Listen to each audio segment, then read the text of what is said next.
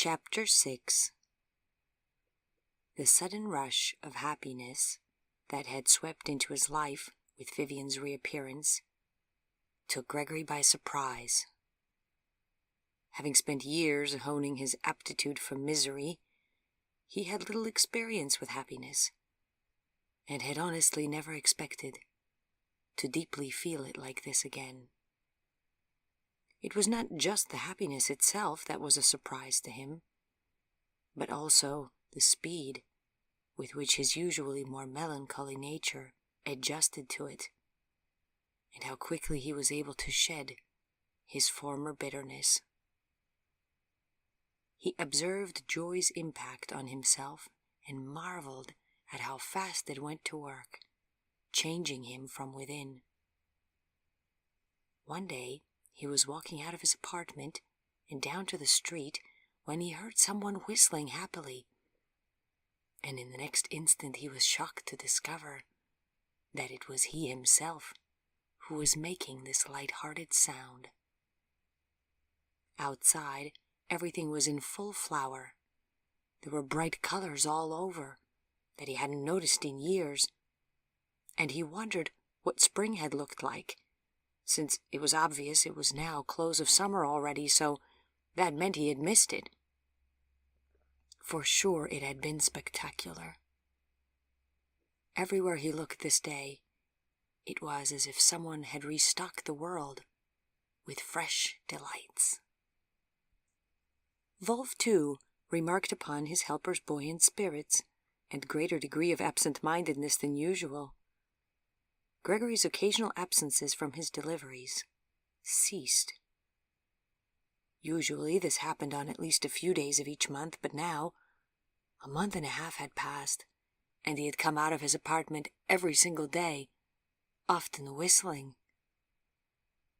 The evening of the day that he had first met Vivian Prevet for coffee and beignets at the Café du Monde found him sitting alone, but entirely contented, in Audubon Park, across from the Gumbel Fountain, and wondering if there was a way that he could bottle up this glorious feeling within himself so that he could reach into it again and again whenever he felt like it.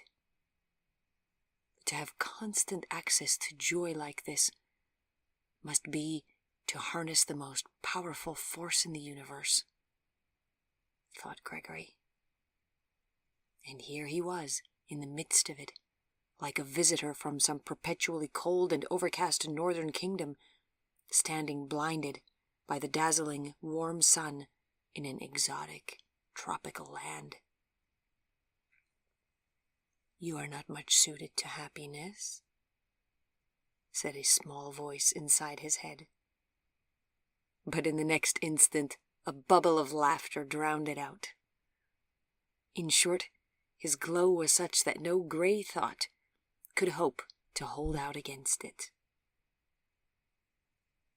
In between Wednesdays, he had sat around and thought of all the questions that he wanted to ask her, everything he wanted to know her opinion on. And a couple of days down this line of thinking led him to the conclusion that his curiosity about her knew no bounds. There was nothing about her that he did not deeply want to know. At their second outing, he felt himself pouring this curiosity out in front of her without any shame, over-enthusiastic as a small boy on an adventure. Her answers, when he finally quieted down enough to create the space for her to give them, were not what he expected, but yet in hindsight seemed like the only possible correct answers, as if he had known what she would say all along and had just misplaced it in his mind and was relearning it.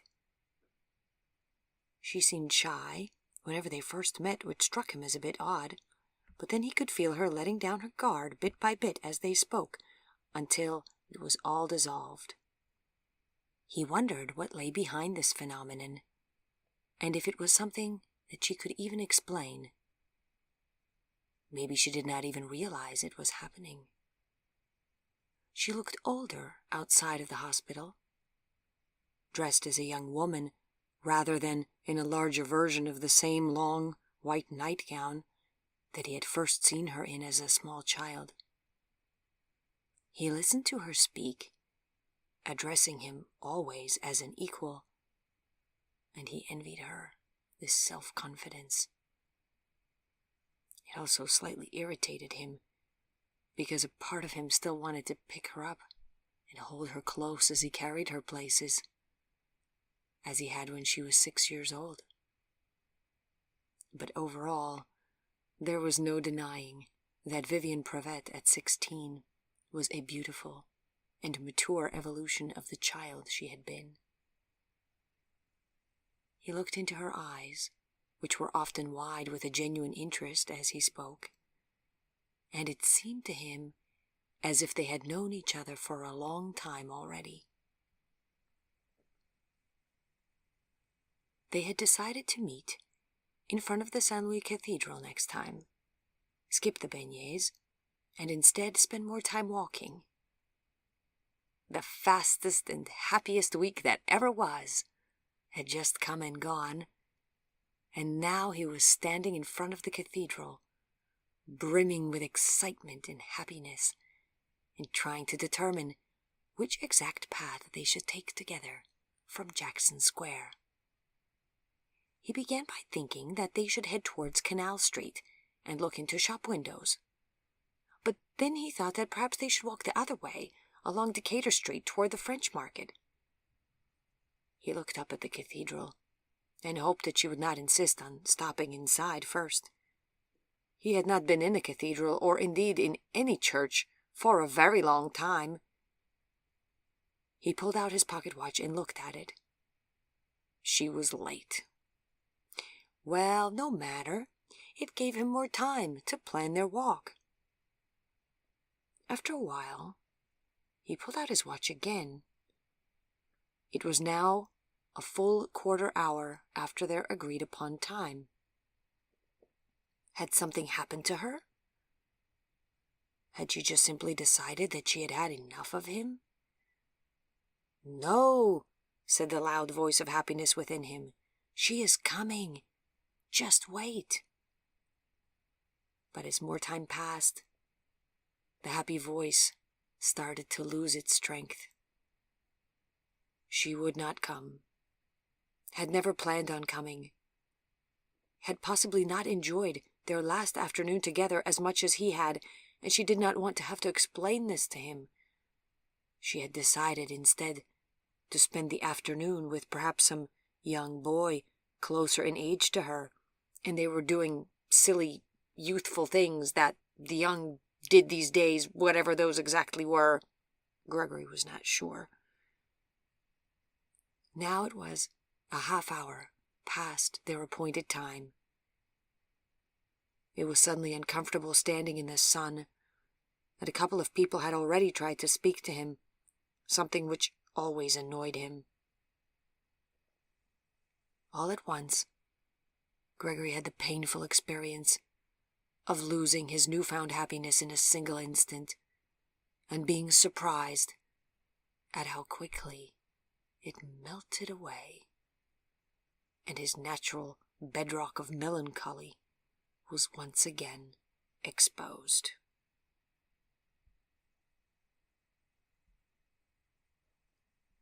He had just put his pocket watch away for the 12th time, noted that it was now 40 minutes past 3, and had begun walking towards the crush of people in Chartres Street, when a young girl ran up to him, all out of breath. Her hair, pulled back into 2 long braids, whipped in the air as she ran. He wondered if he knew her. Did not think it likely that he did, but she kept on running until she reached him and came to a stop in front of him. She leaned forward and rested her hands on her knees, panting.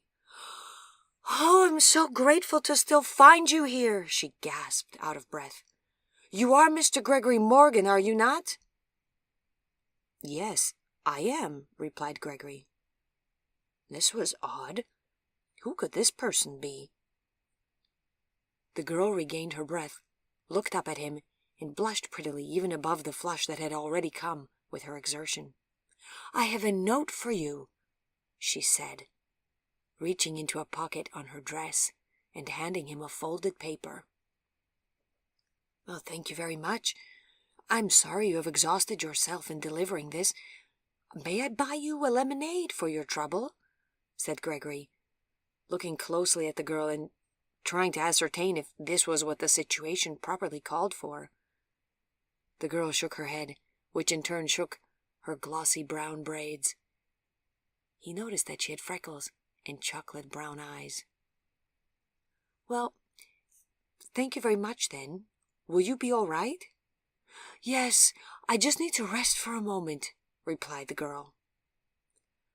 "I was just waiting here for someone when you came," said Gregory. "Is this note by any chance from Mademoiselle Vivienne Prevet?" The girl nodded. "And who might you be, then?" he asked. "My name is Nadine Denard. Vivienne is my friend." "Oh, very well, then. Mademoiselle Denard, how do you do?" Gregory extended his hand, took hold of Nadine Denard's moist fingers, and bowed lightly. "Pleased to make your acquaintance," said the girl. She hesitated for a moment and then decided to attempt a small curtsy. It was a gesture with which she apparently did not have much practice, but her genuine good effort made Gregory smile. "Is Mademoiselle Prevet all right?" he inquired, trying to keep the concern out of his tone. "She is well. She was just unable to come today," said Nadine Denard. "Oh, well, perhaps another day then," he said, feeling better to know that all was well.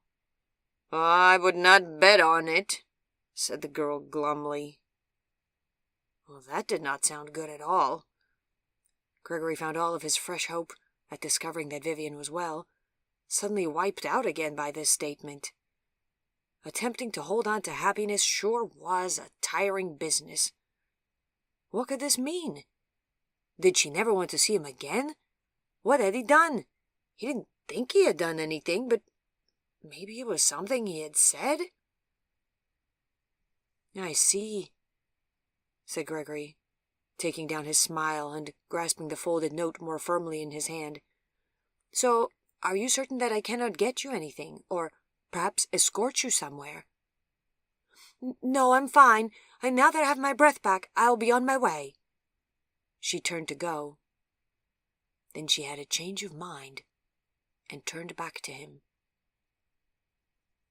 "You must mean a lot," she said. "Vivienne has never kept any secrets from me before.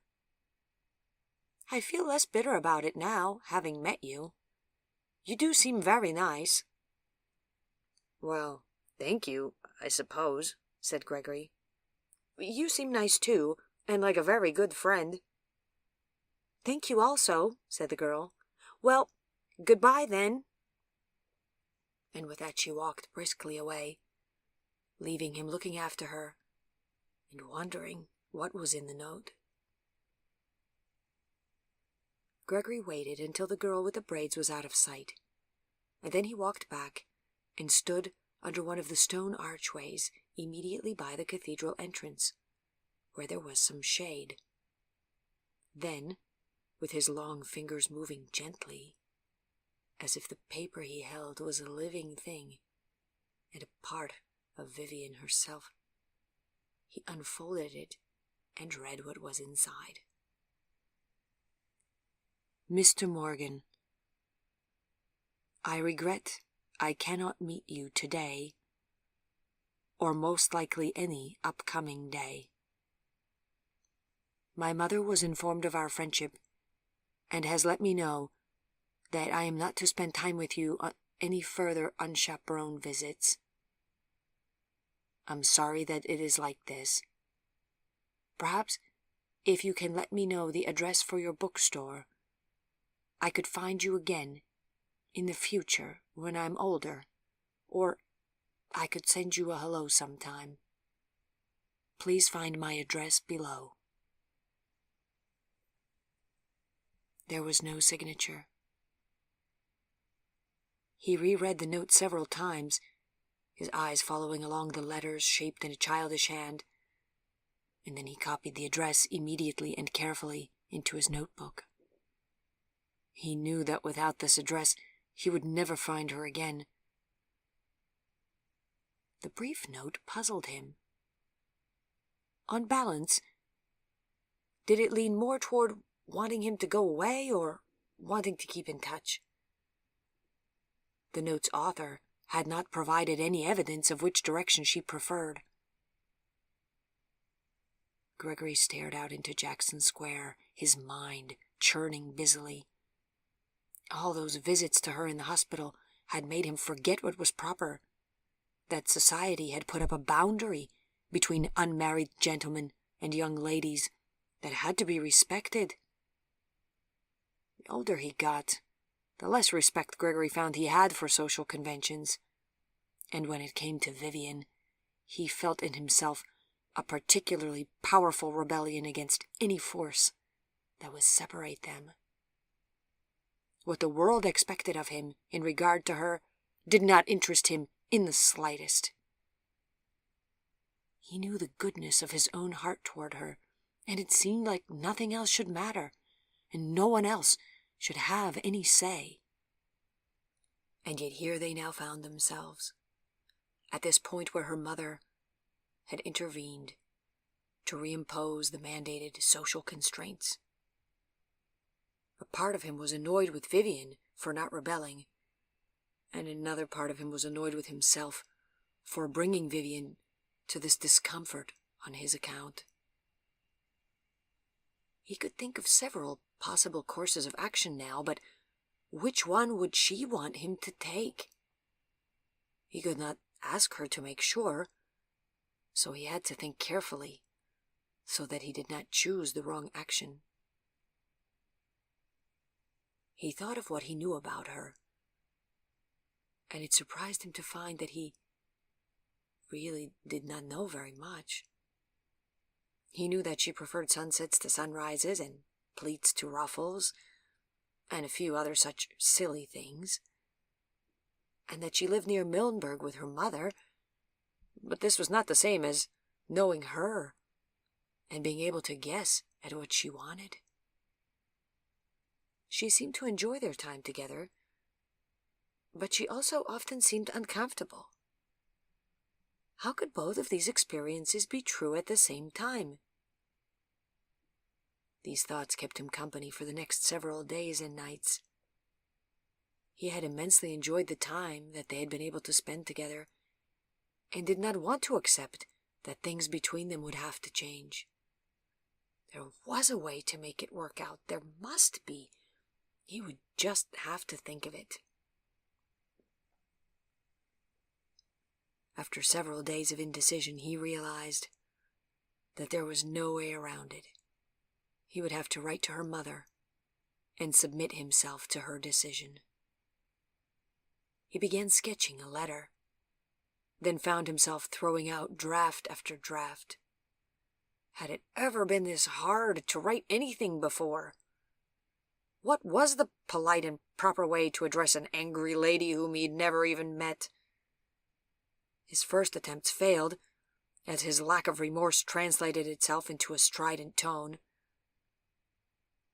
Gregory was a fairly good writer, and had been told on occasion that he could charm the birds out of the trees with his prose, but that was many years ago and spoken by a very biased source.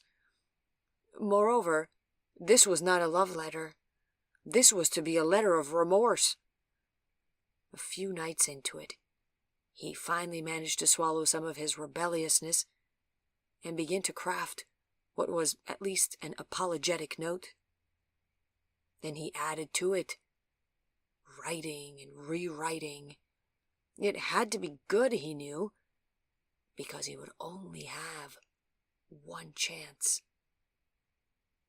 The thing to do was to balance contriteness with a declaration of decency and a desire to make restitution in person. It also needed to be brief, which was a struggle for Gregory, who had never written a letter shorter than 2 paragraphs.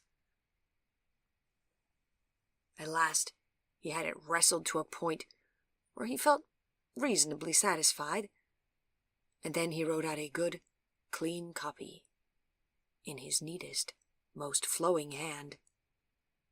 Then he folded the paper carefully and slid it into a thick, clean white envelope.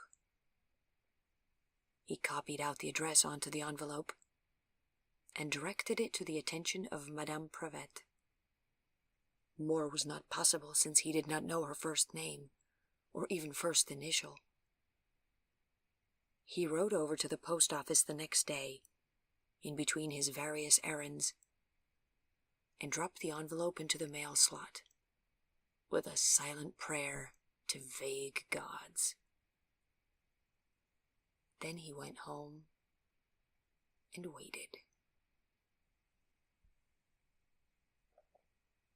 Gregory was an impatient waiter, and no amount of years of living seemed to make him any better at it. His body was perfectly content to lay around on the various items of furniture in his sunny apartment day after day like a cat, but his mind was restless and undisciplined.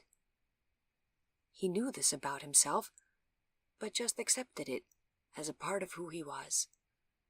He would ruminate on things until he lost himself in the sub-questions that his primary questions had led him to.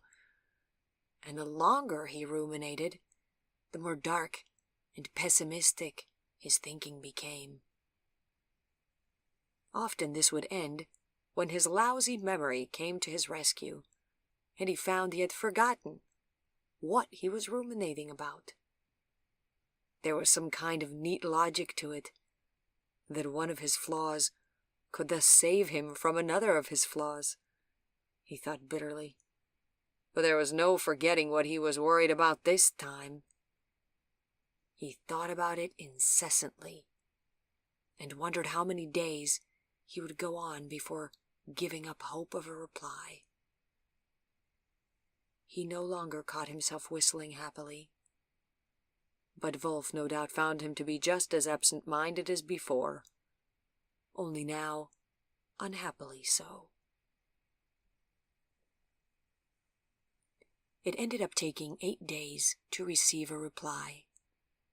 It came to the shop, which was the address at which Gregory received his mail. The short note from the feminine hand of Madame Marie Prevet told him that he could come by on the afternoon of the next Friday to present himself and to make his apologies in person. He gave out a whoop of delight that caused Wolf to poke his head through the doorway that led to the shop office. "A piece of unexpected good news?" inquired Wolf.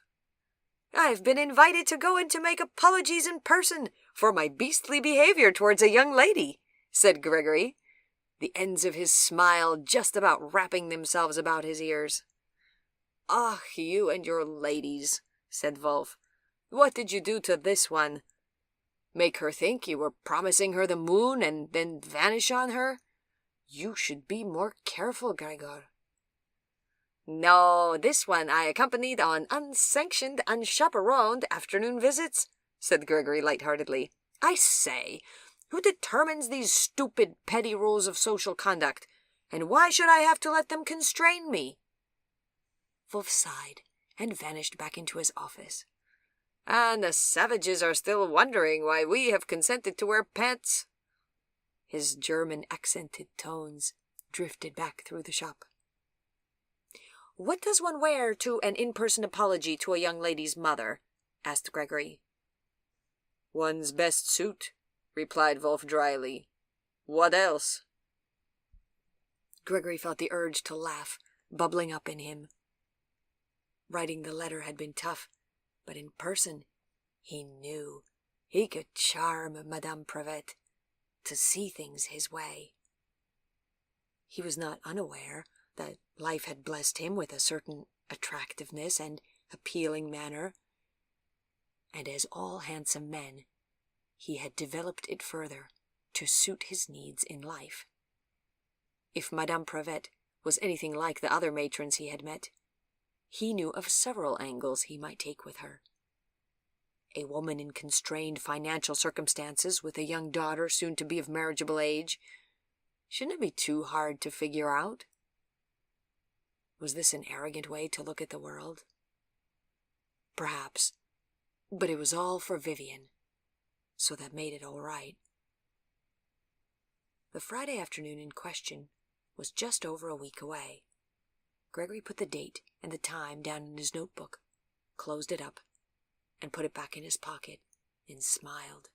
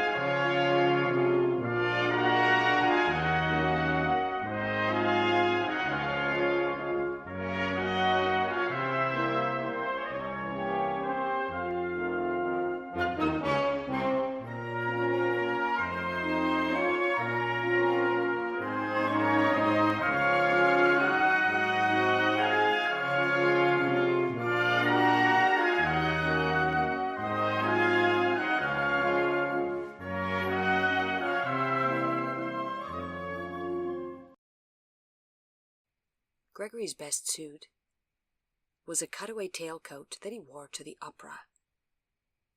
Unless he planned to sing his apology to Marie Prevet in Italian, it was probably not suitable for the occasion.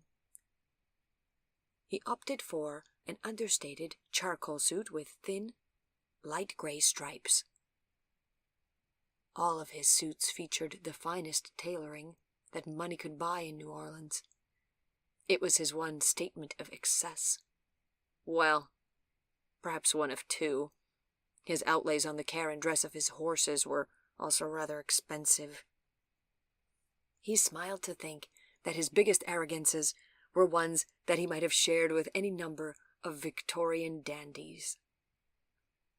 Gregory was financially self-sufficient to a degree that no one really knew, besides Wolfe. Gregory did not like to talk about his wealth, but he would do so, he knew, if it would impress Marie Prevet. Too much was at stake here to let dignity get in the way. He took the streetcar out to the address Vivian had given him. No need to disturb the entire neighborhood by showing up in a hired private car. Gregory himself did not drive, and he walked the short distance to the apartment building. It was an old building, probably as old as his, but in a state of far greater disrepair. He followed the darkened staircase up to the 5th floor, found the correct apartment door, and nervously knocked. The door was opened by an attractive woman, with her hair done up in a slightly old-fashioned but elegant style. She was dressed in somber dark blue. Her face was pale, and she looked uncomfortable. He could read on her face that she was now thinking that inviting him had been a bad decision. Perhaps the only reason she had allowed him to come was so that she could satisfy her curiosity about him. Who was this man who had invited her daughter out for unchaperoned afternoon coffee? And what other liberties might he have thought he could take? Gregory removed his hat and bowed low. Madame Prevet. "Come inside, Mr. Morgan," she said. Her voice was strained.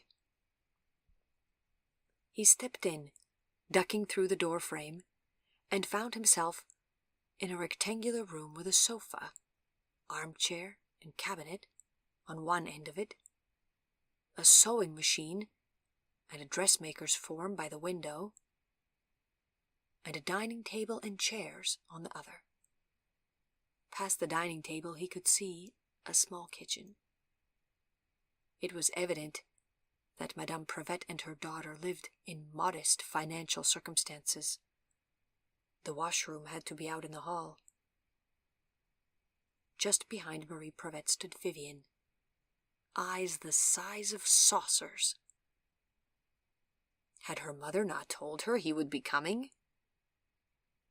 The sight of her lifted his heart and gave him fresh courage, and he launched into his opening salvo. Madame Prevet, Mademoiselle Prevet, he began, bowing once again to them both. I'm very grateful to be allowed to come and explain myself to you in person, and to make my sincere apologies for any misunderstanding. He waited so that Marie Prevet could make any opening remarks that she felt were necessary. I was surprised to receive your letter, Mr. Morgan, she said at last. It was difficult to tell if you meant to make a sincere apology, or if you meant to make matters worse.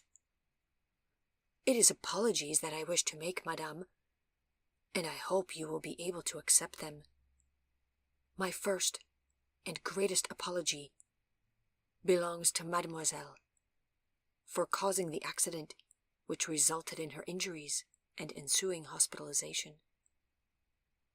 Gregory raised his eyes and looked at Vivian. What's this? You are the young man with the bicycle? The one who ordered all of those flowers? Vivian's mother was clearly surprised. Vivian must not have told her mother very much, since she did not even know this primary fact about the situation. I'm afraid so, Gregory continued, and I deeply regret my lack of caution that day while riding. I first visited Mademoiselle in the hospital, immediately after the accident. She was in rather serious shape when the ambulance came for her, and I was very worried that I might have killed her. I met her a few times in the hospital, when I came to check on her recovery. You see, having caused the accident, I felt a terrible sense of culpability, and was determined to see her get better. It has been a hard burden of conscience. One that you attempted to ease by having unchaperoned afternoon rendezvous with her? Said Marie Prevet cynically. Perhaps this was going to be harder than he had thought. He looked down contritely. You're entirely correct, madame, in stating that I have another apology to make.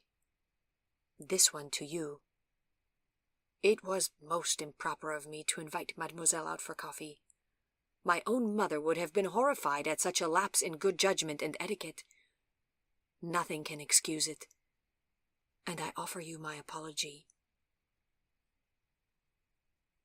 Marie Prevet went to stand on the other side of the dining table, and rested her hands on the back of one of the chairs. Your apology is accepted. Now I trust that we shall have no further such incidents. Indeed, no. Not without your express knowledge and permission. I would not want you to be under the misapprehension that I was not raised to high standards of politeness and decency. What happened in this case is rather that, as I had been coming by the hospital to observe mademoiselle's continued recovery, an unusual situation was created where we interacted outside of typical social structures. There were always doctors and nurses about in the hospital, and visiting hours are strictly kept, so the highest standards were maintained, but the fact is that mademoiselle was unchaperoned in the hospital, and I came to forget that this was a temporary situation, attributable only to her hospitalization. When she came out of the hospital, I was so eager to see her well and walking without her crutches, to see for myself that she had recovered from the accident that I, through my adequate lack of care, had inadvertently caused, that I exuberantly invited her out for coffee, I forgot entirely that in the social world outside of the hospital, I should address myself to you or to another chaperone for permission first. I see now what a lapse of good judgment that was, and can only say in my defense that the situation that led to it was an unusual one. Vivian joined in. Yes, Mother, it was as Mr. Morgan says. He visited me in the hospital a few times, and then I wanted him to see me recovered and free of my crutches. Mr. Morgan believed that I would walk without a limp, a full recovery. Even Dr. Stark did not believe in that. Mr. Morgan not only made me believe that I could fully recover, but he also did something special for me to ensure that I would be healed. What was it that he did? Asked Madame Prevet, half frowning. He would never say, but I think it must have been of a spiritual nature, since he mentioned appealing with his request to the Almighty, said Vivian. Are you a religious man, Mr. Morgan? Asked Madame Prevet, looking across the table at him with curiosity. What nature of reply was Madame Prevet looking for here, he wondered. Well, of a sort, I suppose you could say, he finally said. I was raised by a very devout mother and do pray. Pardon me, but I'm not sure what you would wish of me at this moment. Would you like me to go or to stay? I would gladly tell you more about my upbringing, but wonder then if we shouldn't sit down. Be seated then, said Madame Prevet, indicating that Vivian was to sit beside her, and with Gregory safely on the other side of the dining table from them. Gregory stood stiffly by his chair until the ladies had seated themselves. Then he slid out his chair and lowered himself into it with all the dignity that he could muster under the unusual circumstances. Now, how old are you, Mr. Morgan? Asked Madame Prevet, starting straight away with the question that he least wanted to answer. He could see Vivian's attention sharpen even further. He had already fended off this question the few times that she had asked it of him. Well, there was no point in prevaricating now. I'm 28 years old, Madame, he told Vivian's mother, hoping that God would forgive this direct lie. In which line of work are you engaged, Mr. Morgan? Or are you perhaps still a student? She asked him. I have finished my studies, and now work in my friend's bookbinding and antique book repair shop. It is a hobby more than an employment, and my financial means do not depend upon it. Due to sad circumstances, my family has all passed, and with that I came into a comfortable amount of money. It allows me to assist my friend in his business, while still allowing myself the leisure time and energy to read fine literature and attend performances at the theater, he said, carefully observing what impact the information about his financial standing had on this woman, and wondering whether, if she was impressed by it, he could in fact bring himself to use that information for personal gain. Vivian's mother appeared surprised again. Well, it is something rare these difficult days to find someone whose financial means still hold assured. When you say theater performances, do you mean the motion picture theater? That seems to be all that young people want to see these days. Indeed, no, Madame. I mean performances of plays, the symphony, performances by visiting opera companies, ballets, and such. My mother was an avid theater-goer, and I began going as a way to remember her. Now I find I genuinely adore it, and cannot imagine my life without it. The theaters of New Orleans are fortunate to have you as a reliable patron. I, like many persons, have not been able to indulge my love of theatre since this depression began," said Marie Prevet. Gregory smiled. "I regret that we cannot go back in time. Else I would invite you to the French Opera House for a performance. Back before it burned down. I would invite you also, mademoiselle," he added with a smile to Vivian. "But you were not yet born." "You had to be just a young boy yourself then, Mr. Morgan," replied Marie Prevet. "My family had a private box for a time. It was very memorable to me, even when I was still quite young." Again, the need to lie. Gregory despised lies, but he was determined to win over Marie Prevet, and so he told himself it was for a good cause in the end. The trite phrase, "in for a penny, in for a pound," also came readily to mind. "I can imagine it would have been. They say that was the most beautiful theatre ever built in New Orleans," said Marie Prevet. "Were you also able to see it before it burned down?" asked Gregory. "Yes, on a few occasions. It was glorious beyond description," she said with a sigh. "My mother used to go to evening performances dressed in an old-fashioned, ornate, formal wrap. Perhaps you know the kind of garment that I mean. Mademoiselle Vivian tells me you are a fine seamstress. It was the kind of formal wrap that has a ribbon or fur lining around the edge. She would ride to the opera in that, and I thought she looked like a member of some kind of royalty." Gregory smiled. "That must have been amazing to see.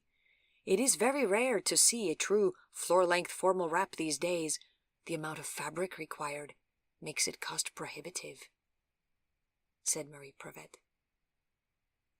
"So, what do you do when you are not working in your friend's bookshop or attending the theatre?" "I read a good bit," replied Gregory. "One of the delights of working in a store where antique books regularly pass through is that I have acquired a number of unusual books. As we are discussing the theatre and clothing just now, I have a rare volume of last-century theatrical costumes, as documented in artist-rendered sketches. It is amazing what the art of needlecraft can create. There is a costume depicted there from the opera Turandot that is the most amazing garment I have ever seen, and that a fine seamstress would well be able to appreciate. You would be most impressed." Marie Prevet cracked a smile. "Mr. Morgan, I do believe that you are attempting flattery here." Gregory smiled back.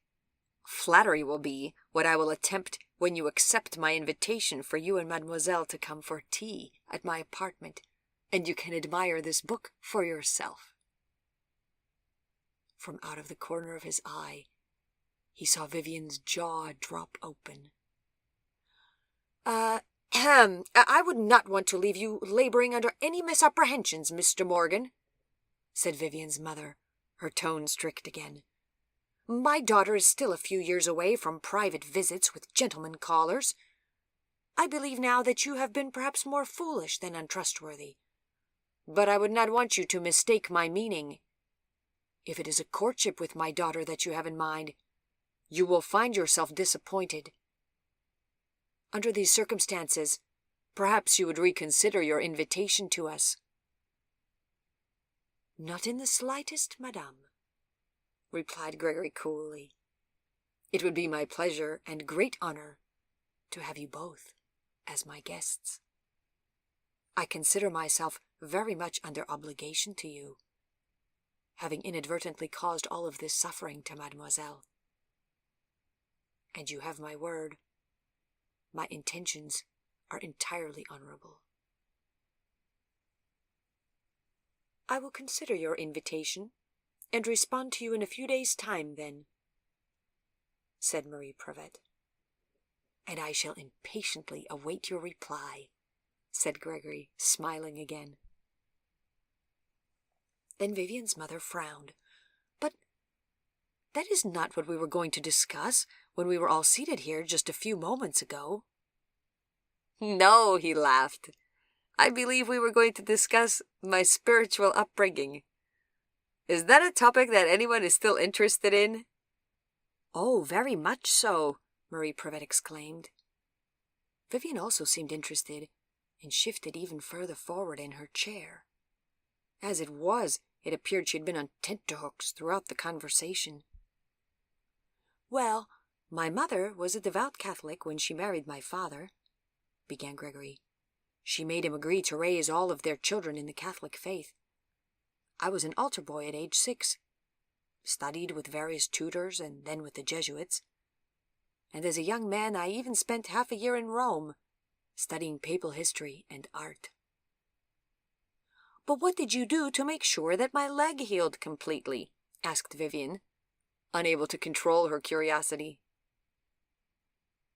It is like this, said Gregory, turning his head to look her in the eye for the first time since they had sat down.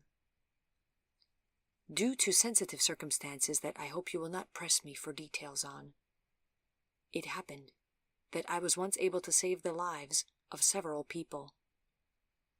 I figured that each life saved was worthy of a granted prayer, if it was an earnest prayer for something very important.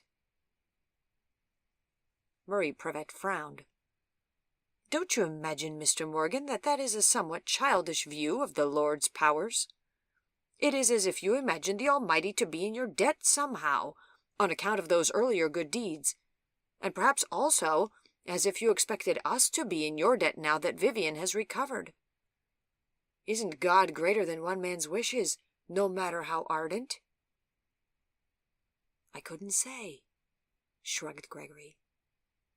All I know is that every single one of my prayers that I have made in exchange for one of these saved souls has been granted, with the exception of one. Was it the passing of your friend? Blurted out Vivian. How had she known? Yes, it was, he admitted. I think that the prayer works when it is selfless, very important to achieve, and when the person I am praying for shares the desire for the same ultimate outcome as I hope for. I wanted you to be well, and I could see how intently you were set on the same thing. It couldn't fail. I prayed with all my heart. The prayer was mine, but the miracle of your full recovery is undoubtedly from God alone. Silence fell over the room. You are a most interesting guest, Mr. Morgan, said Vivian's mother after a bit of time had passed. The hour is already well advanced, and therefore we must conclude our visit, as Vivian and I do have another engagement now, but I will think on your invitation to us to come for tea. Even your consideration honors me, replied Gregory, lowering his head over the table in a small bow, executed as a nod. He did not need to look up at Marie Prevet to know that he had achieved his desire out of the visit, and that they would come for tea.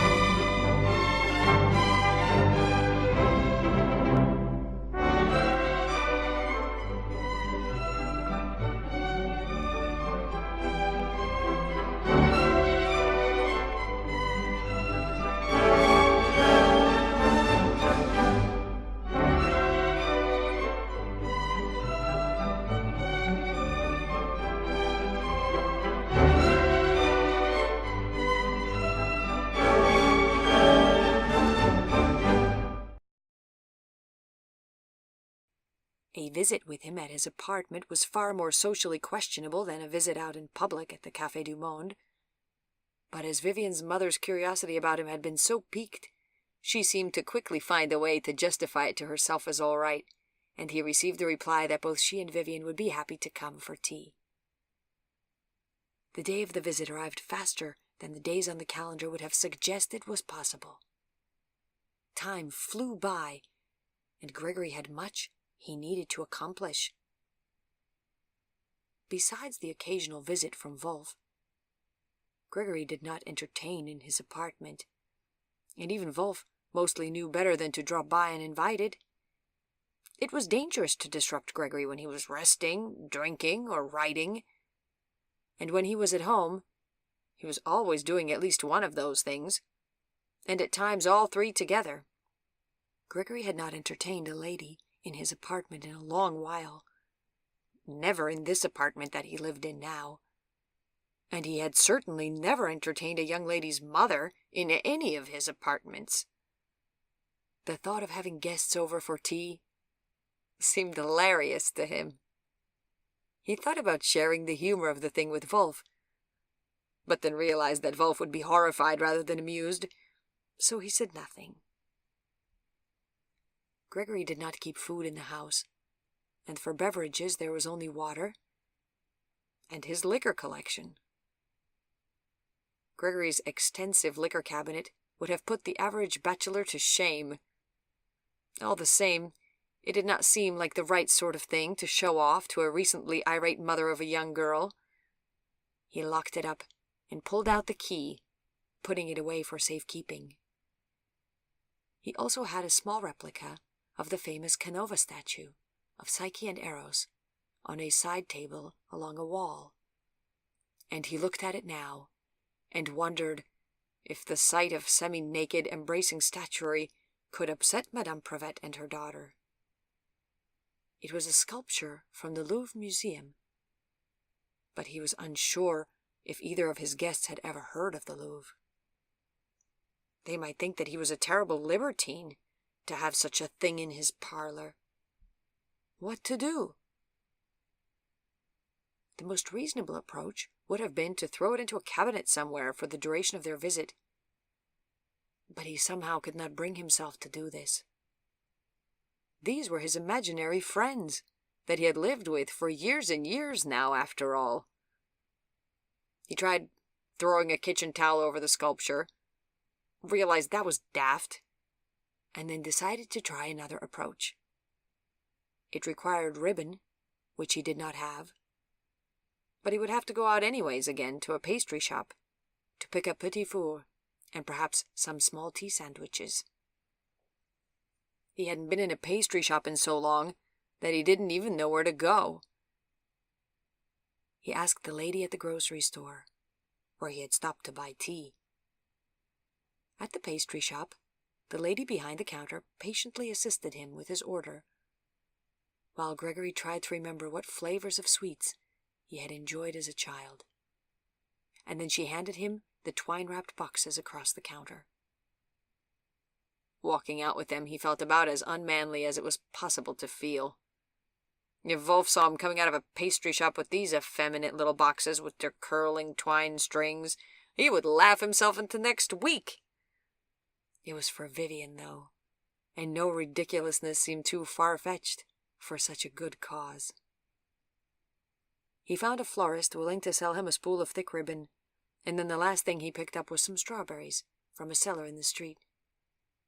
Gregory did not eat strawberries, but these looked beautiful enough to almost make him reconsider, and their sweet, summery smell was delightful.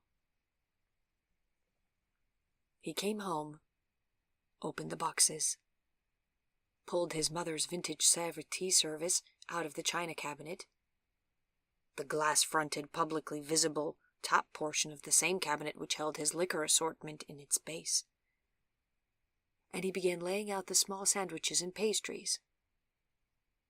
The delicateness of touch needed to keep from crushing these small, stupid things was almost beyond him. He cursed in both English and French, and then topped it off with some Latin, making full, satisfying, and well-rounded use of his formal education. Then, the refreshments complete, he found the antique book on theatrical costumes and laid it out on the coffee table. His last effort was to wind the ribbon loosely about the passionate, bare limbs of Eros and his plaster lover, and when he was finished, the statue looked ridiculous, but passably dignified. Best to remember to remove that before Wolf came by next and saw it, or he would fall on the floor in paroxysms of hilarity. Gregory dabbed with his handkerchief at his forehead, and his eyes scanned the room. Everything was ready. He sat down on the sofa and wished he could tell Vivian how it had been to pull all of this together. But he knew she wouldn't understand. How could the buying of Petit Four possibly be an exotic adventure? No, she has no idea what I'm going through for her, he thought with a wry smile. And nor did she need to know. All that mattered was that she should enjoy herself, and that this appointment could ensure a string of subsequent visits. There was a knock at his door, and he jumped to get it. There, on his very own threshold, stood beautiful Vivian, with that elfin bluish sheen on her light brown hair, and her mother, stylish in a grey and pink dress. Madame Prevet, Mademoiselle Prevet, said Gregory, bowing to each of them in turn. Welcome, and step right in. Thank you. We brought this for you, said Madame Prevet, handing Gregory what was clearly a bottle of some sort, wrapped in tissue paper and tied with a ribbon. Ah, so they came with a peace offering. Oh, we will get along swimmingly, said Gregory happily. These make the nicest kinds of gifts. Thank you. Do come in and take a seat. He watched Vivian's eyes bounce all over his parlor, and he could almost see her mind whirring to take down every detail. If she hoped to learn something about him, she would not get far through a close study of his parlor, though. Gregory did not have an eye for furniture arrangement, but Wolf did, and Wolf had suggested the combination of dark, manly colors, deep and comfortable seats, and rich cherry wood accent tables. The rug was some priceless antique glory that Wolf had bestowed upon him once as a special gift. He had tried to explain to Gregory what it was that made it such a fine work of craftsmanship, but to Gregory a rug was still just a rug. Vivian did not glance much at the rug either, but she did take in carefully the framed art on his walls. For him to see Vivian in the midst of all of his well-known, everyday belongings was a delight of an entirely new sort.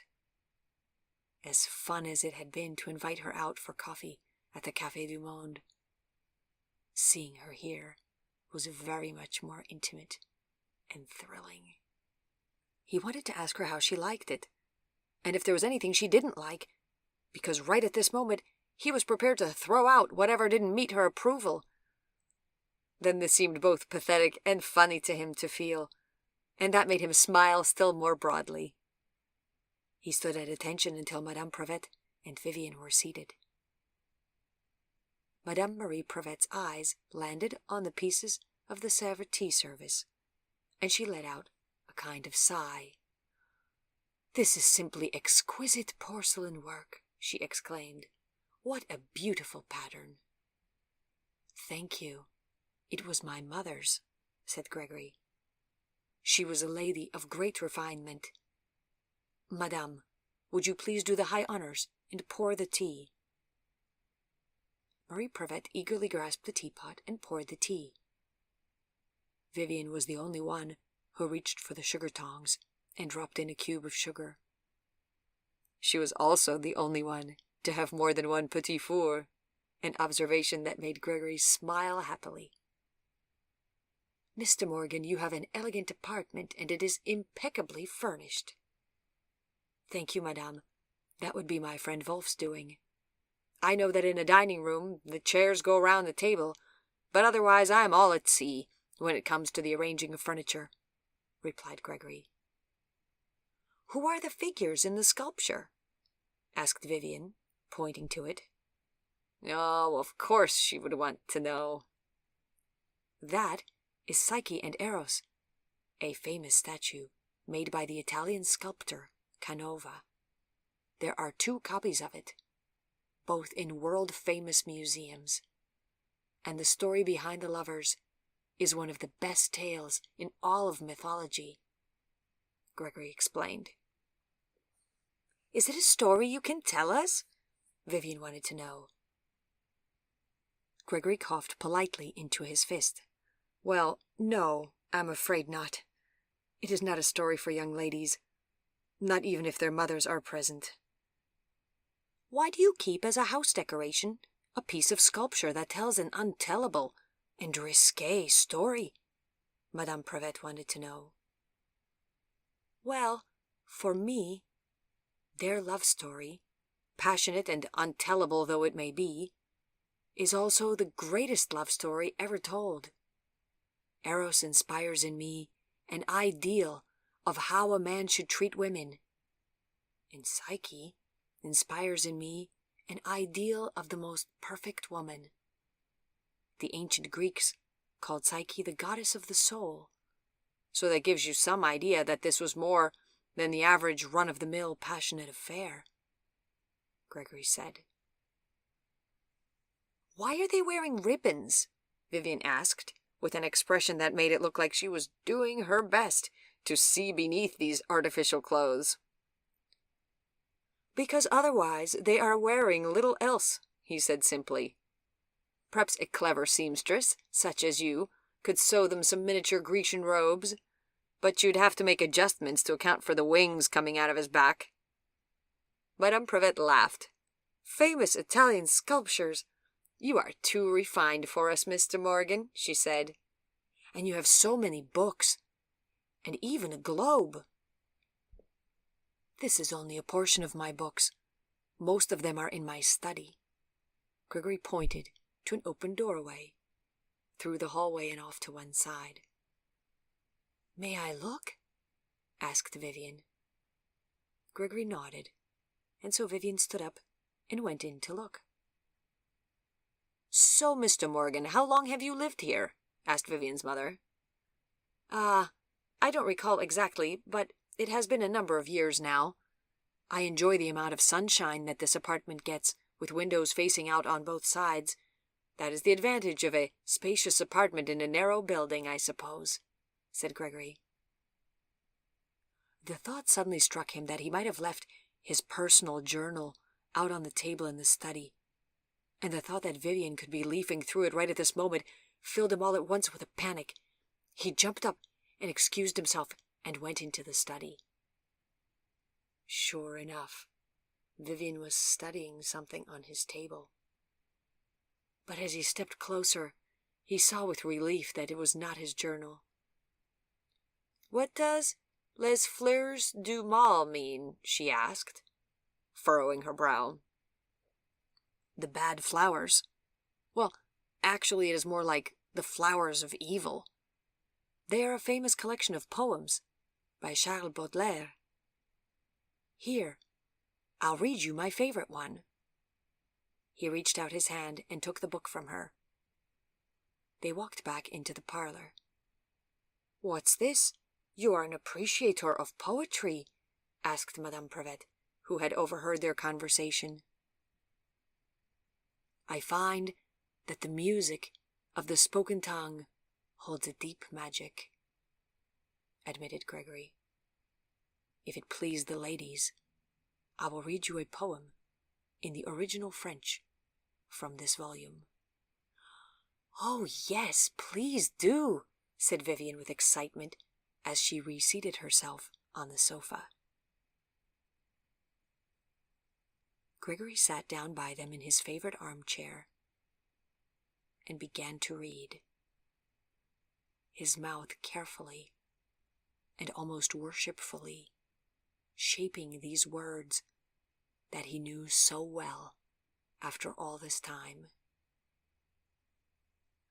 Mon enfant, ma sœur, songe à la douceur d'aller là-bas, vivre ensemble, aimer à loisir, aimer et mourir au pays qui te ressemble.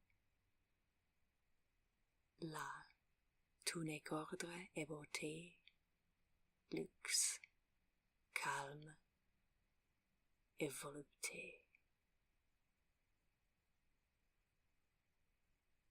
His voice sailed its sure, precise course through the stillness of the room, a stillness interrupted only by Madame Prevet, taking an occasional sip from her teacup. Vivian appeared to forget to breathe, like the ballet of movement of a pair of fallen leaves, caught in the eddy of some misdirected, leftover gust of wind. His words twirled through the room and wound themselves around the three of them, connecting them in a moment of joint listening, enraptured yet participatory. And he was both the speaker of the words as well as a listener to their inevitable and perfect sound.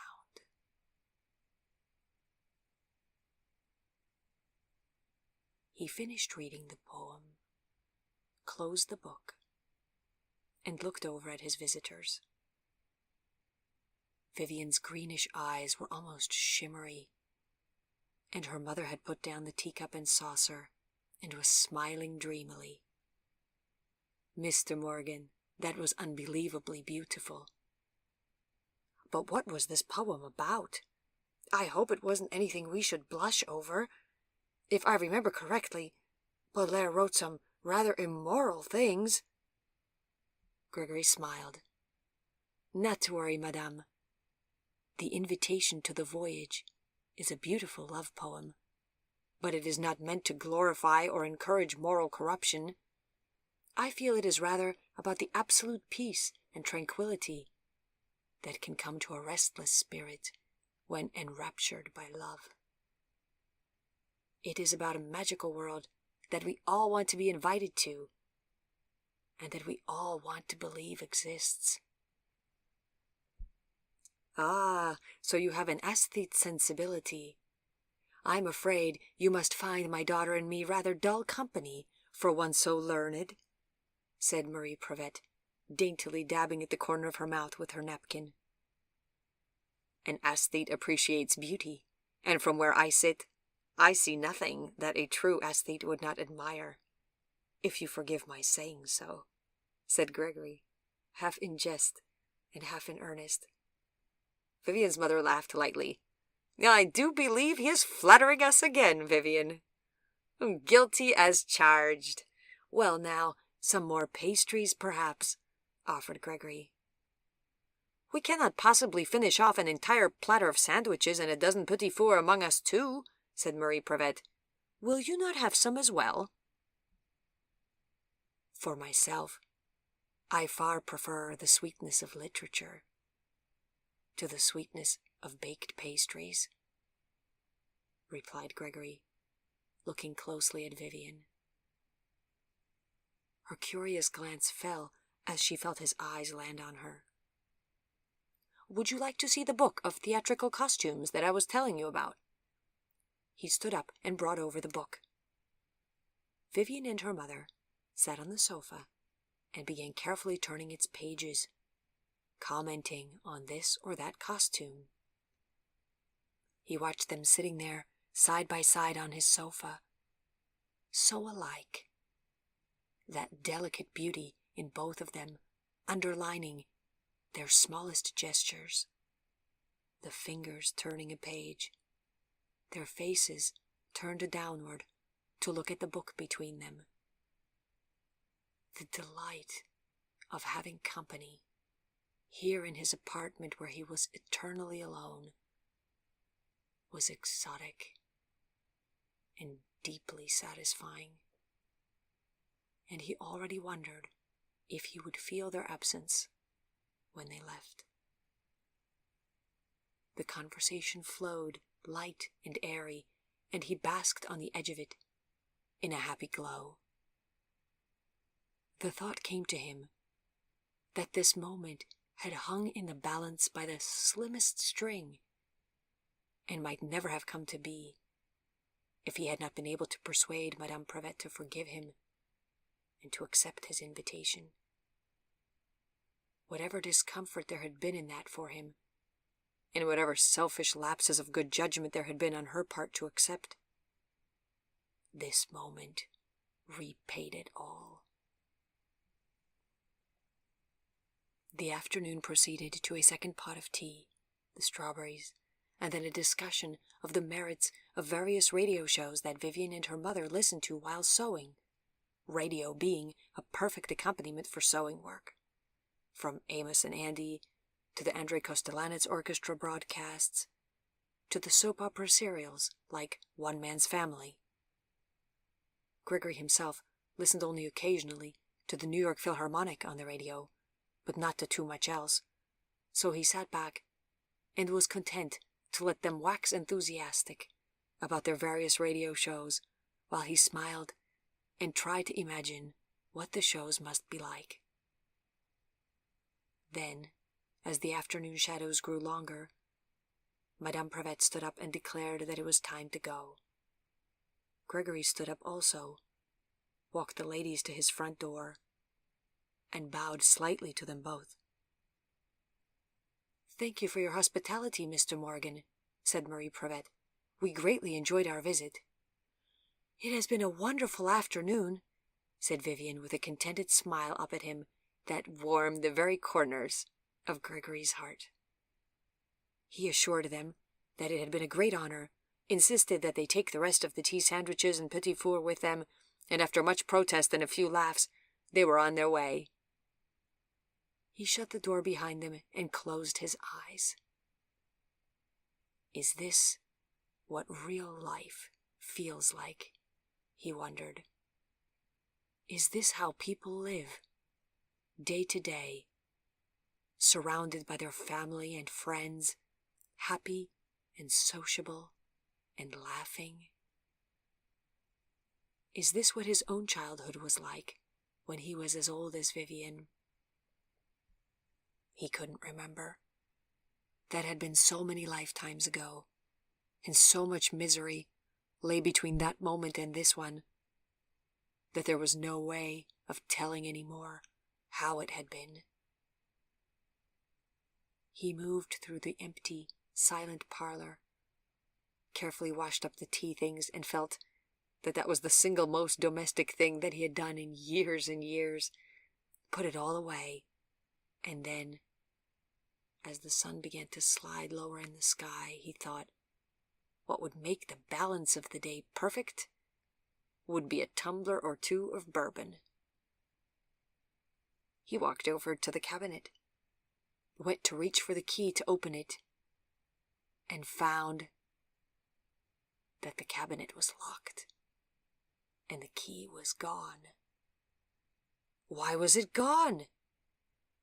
He thought for a moment, then remembered that he had had guests coming, and locked the cabinet. He must have taken the key out then. But where had he put it? His small notebook provided no clues. He sat down on the sofa and scowled at the cabinet. It would be no effort at all to pry the polished wooden doors off their hinges, but it would be a pity to wreck such a beautiful piece of furniture. He considered it for a brief moment, then growled, stood up, and by fortunate happenstance his eyes fell on the tissue-wrapped bottle that Vivian and her mother had brought him. The evening was saved! He unwrapped the bottle, which turned out to be of red wine, uncorked the contents, and then spent the rest of the early evening drinking wine and turning the apartment upside down while looking for the key to the rest of his liquor.